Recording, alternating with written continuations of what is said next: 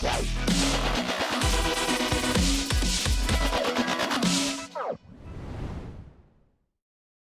everybody, and welcome to the latest edition of the podcast from the Event Management Journal.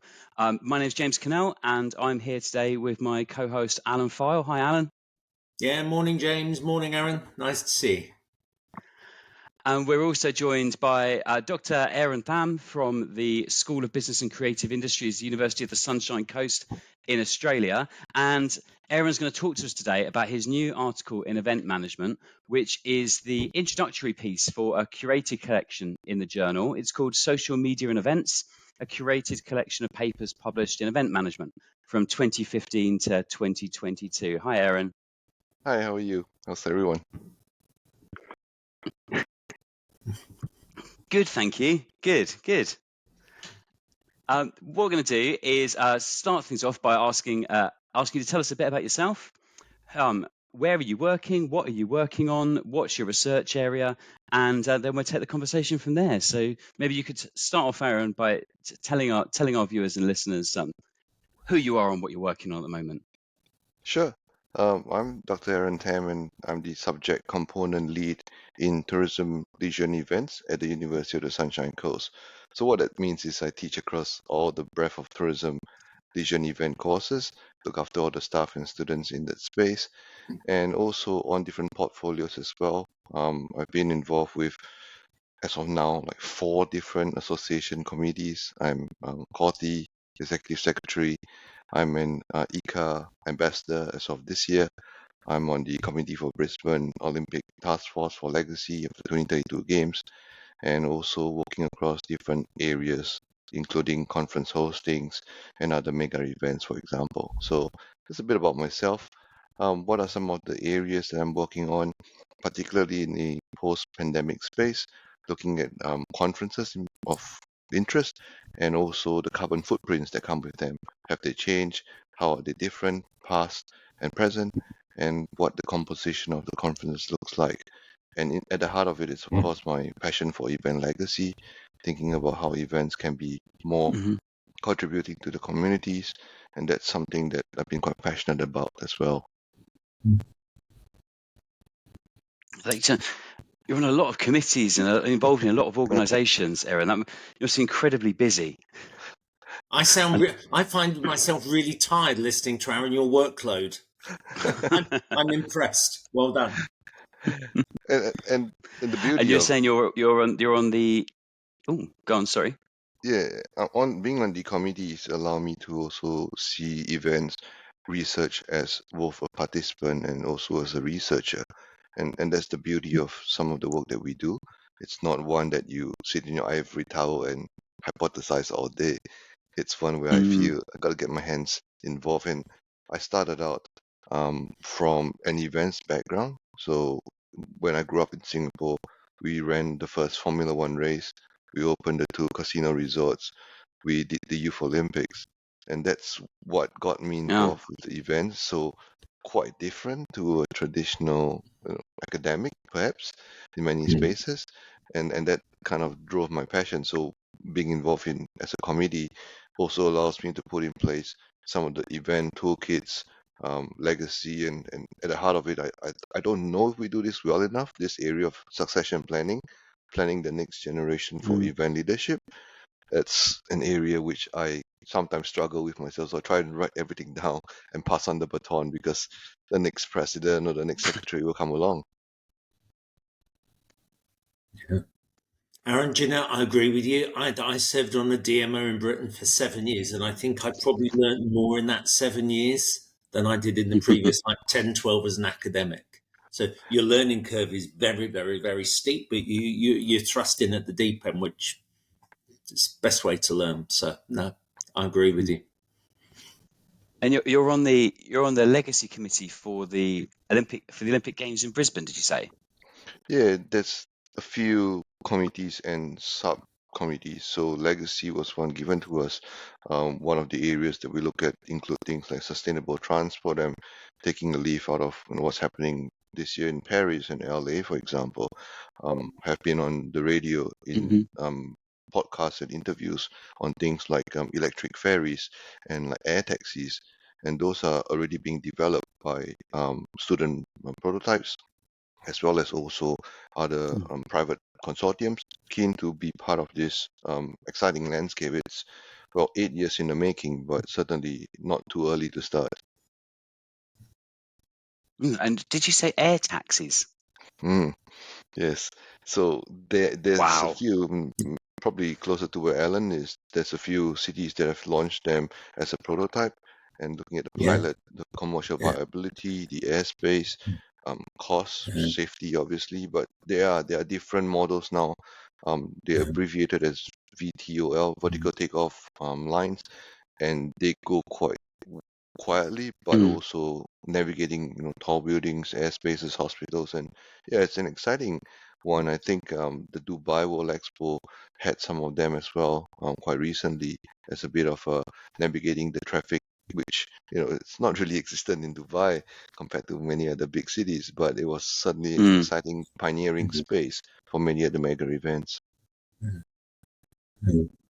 Amazing. It's funny, Aaron, I hadn't realised there was a connection, but yeah, you're right. Orlando's one of the test cities for a lot of this stuff. And it's because we're so close to NASA at Cape Canaveral. So a lot of the sort of space technologies and everything, the sort of high-end engineering, and it's about 10 miles south of here where they test a lot of the all this stuff, which is utterly futuristic, but actually it's coming much sooner than you realise. So I know nothing about it, I hasten to add, but it's just down the road here.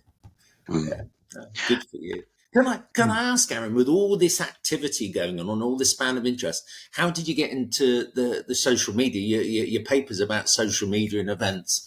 How did you squeeze this in, or what was the interest in this thing?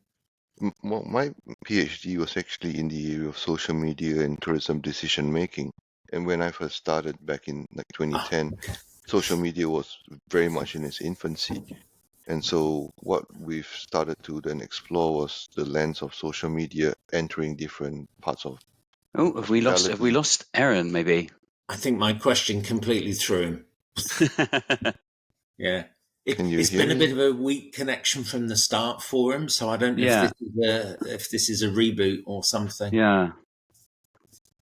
This is where the editing magic can come in and fix everything for us. Mike's going to earn his pennies.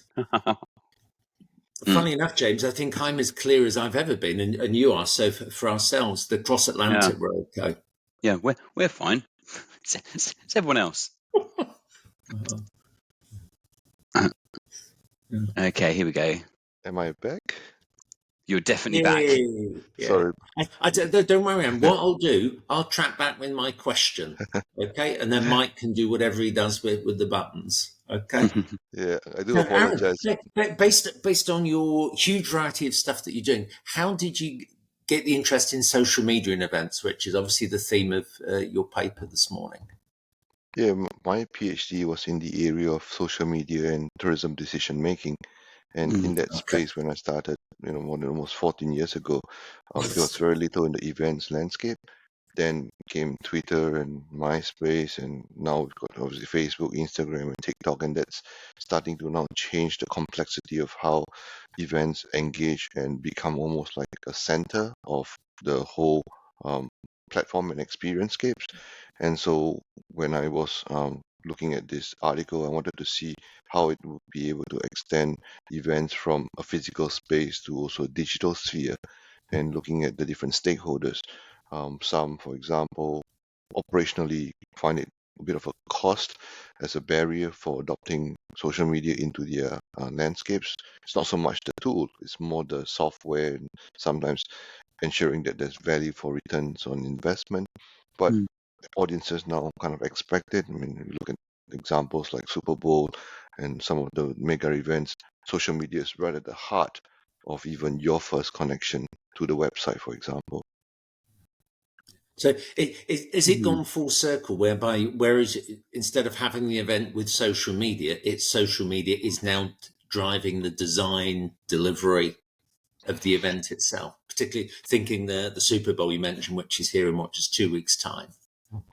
Yeah, I think social media now is at the heart, and it's not just what they call social media, but it's also other digital advances. We hear things like AI, machine learning, um, talking about the World Expo in Dubai, and robotics, and many other Mm. forms of big data that can be captured through audience interactions. But I'm also noting a particular interest in things like the metaverse. And if both of you are interested, have a look at the website called Decentraland. It's fascinating. Just DE and then Centraland. You could create your own avatar. You can get married on it. It's as real as what happens in real world. There's a war going on between Russia and Ukraine. Um, BTS has a concert in there. You can buy and sell using bitcoins. It's quite real, and yet it blurs the line, what we do in real physical spaces and this You say metaverses. Decentraland. Yeah, that's right. It's one of the Okay, many. brilliant. We'll Yeah. make sure that's in the show notes for this, because I think a lot of people will be interested to check that This is out. very, very challenging for us Gen Xers, Aaron. Uh-huh. Yes, Yeah. it's interesting because people are now starting to say social media is not just a accessory; it is rather hard. It's an whole ecosystem by itself. Hmm. There's human resources in there, there's technology creators, there's content developers, there's marketing, there's finance, and underpinned by a lot of these almost virtual supply chains. So that kind of like piqued my interest to write about this article for the journal. And I think, thinking about the article, you've spent a long time looking at everything that's been published in event management on social media and social media related topics. If you had to summarize that, what do we learn about social media research and events from your article? What is it that you've brought to the fore for us?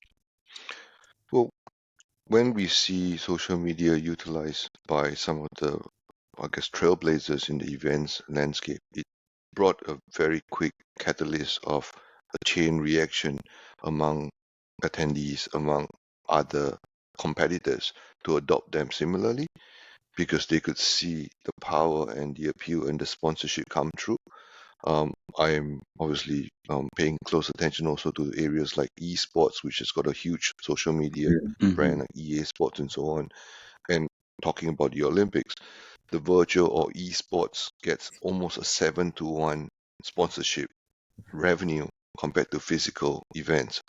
So we can no longer ignore physical sponsorship where some of the social media and digital landscapes are attracting that kind of revenue that we now see. And so you've Mm. got that kind of experience-scapes that now attendees want to know, what is your hashtag?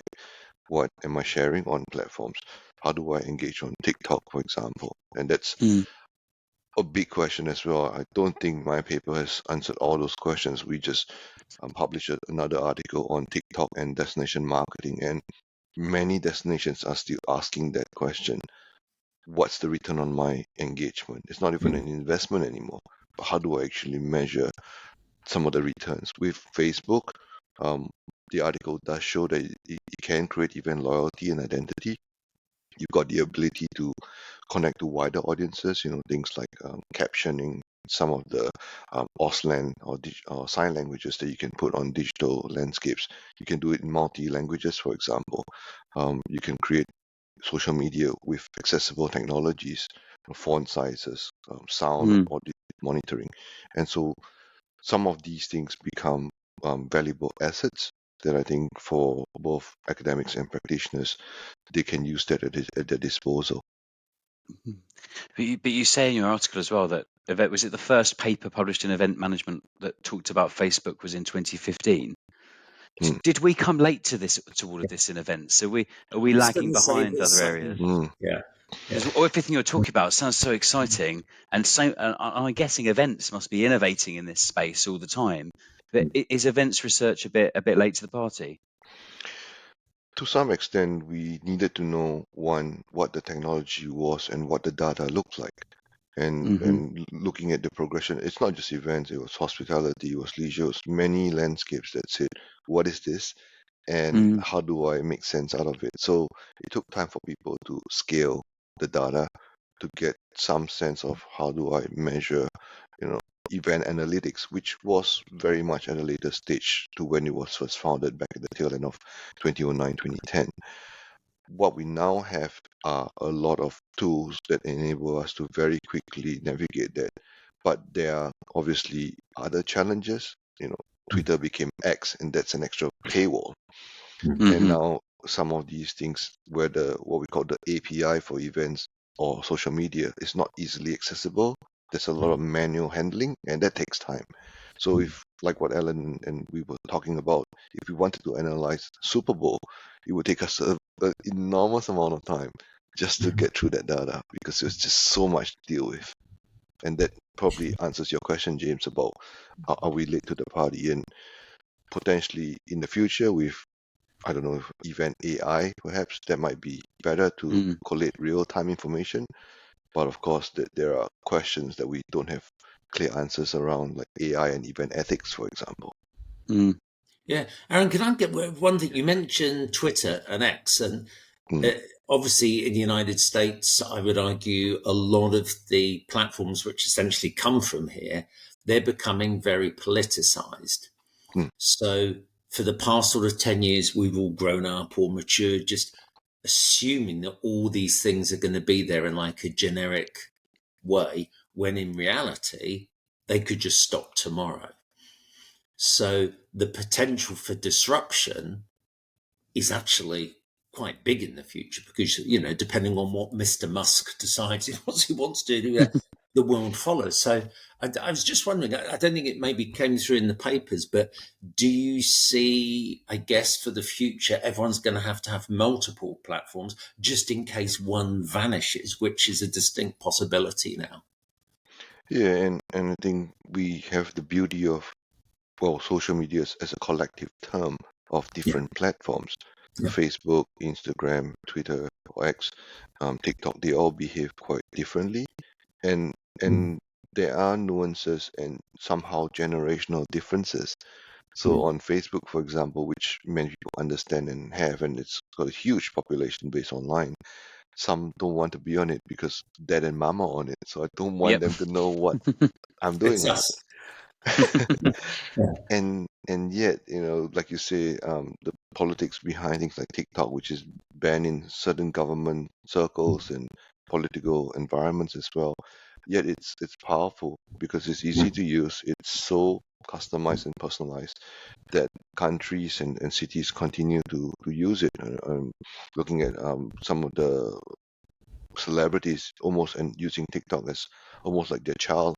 They have it there and check up on it several times a day, and they push information out there and connect with people in very personal ways, which does have its ability to bring in a wider audience and appeal for it as well.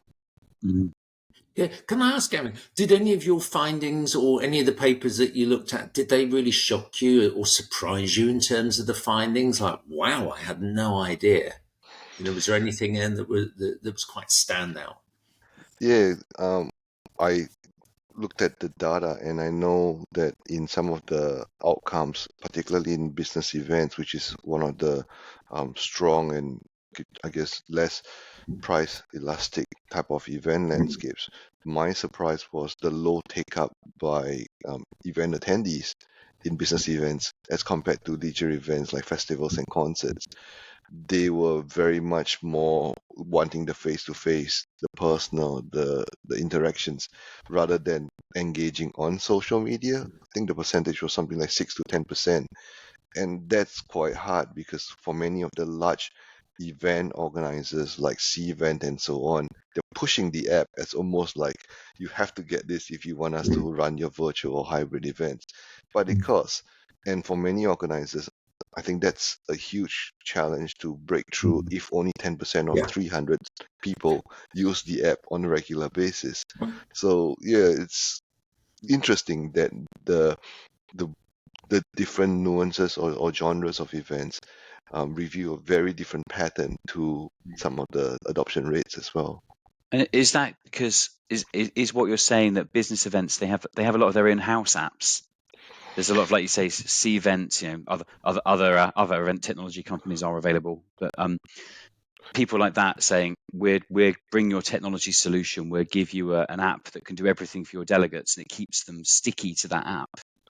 But maybe they even then don't go onto social media. Is that what's happening? I believe it's even that the adoption of the apps is still at a very low threshold. Right. Um, Many people believe social media is for fun and leisure. It's not a Yeah. professional self representation of themselves. So when they go into the business events, it's strictly professional. So social media is something you do if you got the time and you're interested, to win a prize for the best social media post, for example. Yeah. But it's a very low take-up rate, and I've observed this across numerous events over the last couple of years before or even after the pandemic. It's still the same. Yeah. It's not necessarily grown. People would use it, but not for the particular business event. Oh, Yeah. it's really I interesting. agree, Aaron. I'm Gen X, and I conform exactly to what you said. So I've just come back from Mexico, which was a work trip for the week. I didn't social media once Hmm. because Ah. my mindset, it was all about recruitment, enrollment, collaboration. Mm. So there was no fun pictures from Mexico because my whole mindset is no, this is business. It's Hmm. different. Mm. Yeah. You Which may didn't not be you the did same with some of my younger colleagues. you Yeah. didn't think about a LinkedIn post, because there's been such a, I mean, I've seen this growth in LinkedIn over the last couple, well, post Yeah. pandemic probably. I don't Yeah. know if you've probably got observations on this, Aaron, but it seems like LinkedIn has become much more visual based, much more active in the last few years. Yeah. Yeah. Yeah, and LinkedIn's, like you say, it's got a professional image. You can generate like a CV within minutes. It can Mm. connect you to people in the industry whom you wouldn't be able to see from around the world. So it's got its own networks, and I guess increasingly they're putting more functions and features into it. I believe in the pipeline are LinkedIn meeting spaces where you can Oh. connect and have a private room for people, for a particular agenda, and they're trying to do even like live podcasts as well. I think they're trialing that this year. Mm. So they understand that people are engaging quite differently, and it's like you say, it's a very different platform to a Facebook or a TikTok, for example. Mm. Yeah, and I think it's something that really changed, certainly with me. And I think I can't speak for the whole of the USA, but you noticed the difference during COVID.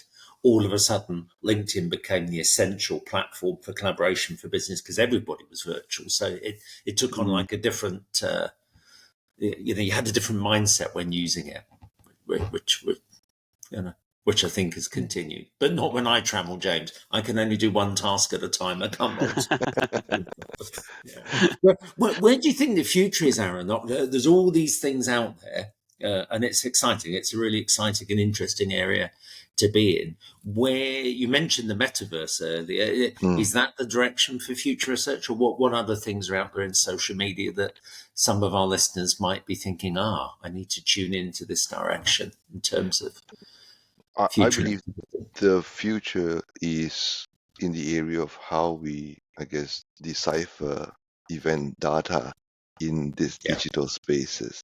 Because I've been toying with a question for the last 6 months, and very few people have been able to give me an answer. And I asked, what does metaverse data look like?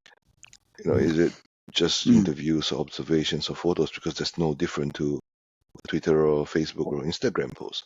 But if the metaverse data are a lot of connections and people moving across spaces, this kind of event mobility data, big data, and looking at how people interact Mm. on these spaces, that will be fascinating because you'll then tell us which brands are more popular on metaverse, why, how often they're frequented, by whom, and so on. And also the kind of digital event, I guess, avatars, if we like, because here we are talking to one another, but on my avatar, I could be anyone. I could be Superman. I Yeah. could be Yeah. anything I want, and that changes the landscape. But also, the future of events is also the kind of forecasting, because we're talking about the Olympics.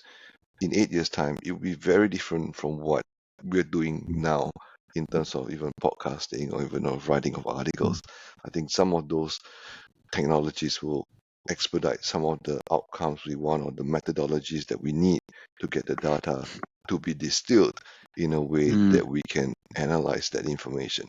Um, Technology is exciting, but it's also quite thought provoking. I was involved with the launch through COVID of the hologram technology in events. So Wow.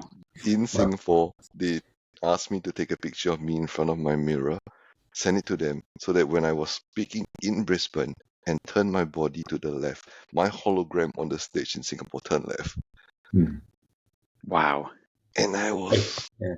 intrigued. I was like, whoa, Yeah. this is so cool. So I'm in two different physical and digital verses at any one time.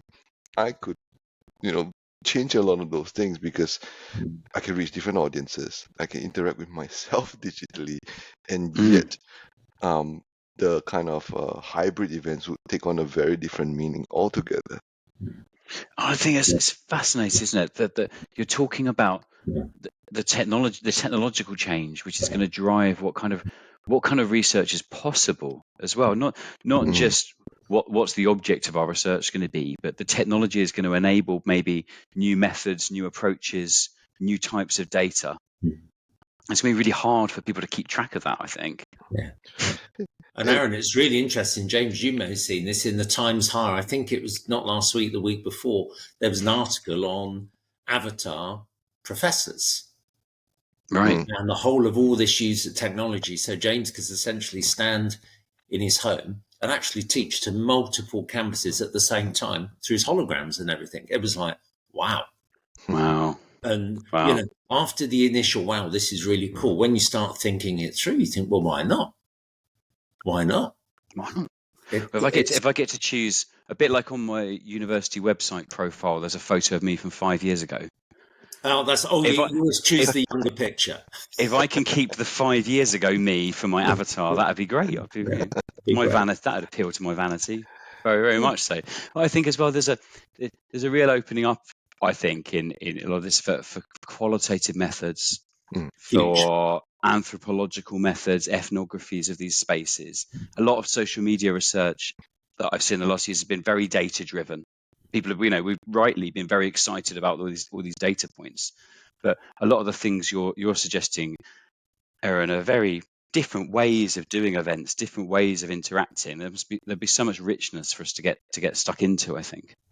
yeah, and the exciting bit is we can partner with the next generation because they're obviously living social media in the hip pocket. They have, Yeah. Mm, 2 or 3 devices that enable them to connect on daily and sometimes multiple times a day. And these younger people in our event courses or curriculum, we try and push them as well. What would you want events to look like 20 years down the track? mm, What would be your Facebook in 2050? How would it be different? And that allows them to think and to dream as well. And I think, like what you say, the interdisciplinary outcomes from event studies and event scholarship will become quite exciting because they're not, I guess, hindered by just the four walls of the classroom. They've now got yeah, so many tools at their disposal to be able to um, think about social media as almost like a core feature of their event as they plan or hypothesize or design events in their careers. Yeah. Aaron, with all this energy, all this change, and all this sort of future potential, which is clearly enormous, mm, I'm sitting here thinking, to some extent, if I was an early career researcher, it's quite overwhelming because the choices that you have and the information is vastly different to what we had at the beginning of our careers. So, Mm. what advice would you give an early career researcher? So the opportunities, which are enormous, don't actually overwhelm people. What advice would you give to an early career researcher? Yeah, I think one of the areas would be to leverage on your strengths and not, be too shy to collaborate with others. I've learned mm, a lot from technology developers about some of these back-end event landscapes. I would encourage some of our early career researchers to spend a month or maybe some of their breaks, if they have time, to actually partner with some of the event organizers in the field. Run like Splendor on the Grass, run Burning Man or something, and they'll be able to see the event from a very different lens and the opportunity. So like I would gladly volunteer to be a volunteer at the Olympics, for example, and that mm. allows me to also see and partner other people, and I think industry themselves are also wanting closer ties. And therefore, as scholars and early career scholars, there is certainly a strong benefit, and I think journals welcome co-authored papers between academics and industry practitioners. I think it adds a very different complexion to the paper altogether.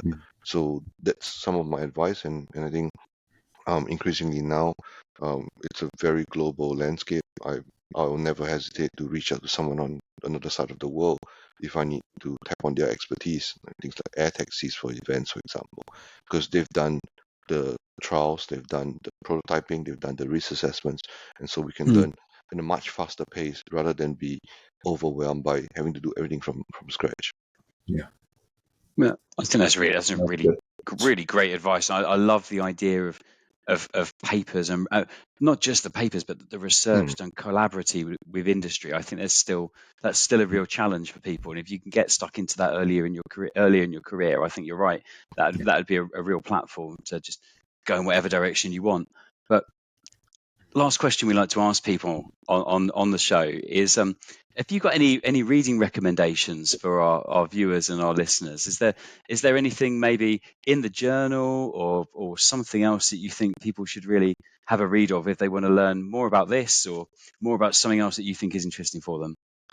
Yeah, I had come across Leonie's paper looking at the rotation patterns of association events, and that's one that's out in press. I think it's coming up shortly.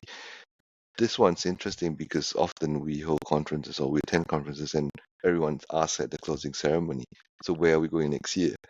And I think the decisions often are similar, like the Olympics, right? You go across continents and you choose destination X or Y. But I think this paper actually explains a bit more about some of the underpinning reasons, and in light of some of the developments around funding restrictions and politics and so on, that it opens up a lot more conversations. I'm very happy that this came out as I'm doing that project on carbon footprint on conferences, because it allows me to see the dispersion of delegates and potentially where might be a middle ground for the optimal carbon footprint for a conference, because that's it's something that even ECA are involved with as well. We've been tasked this year to look at things like legacy and impact, and carbon footprint is right at the heart of this kind of big events. How do we manage it in a more sustainable way, for example?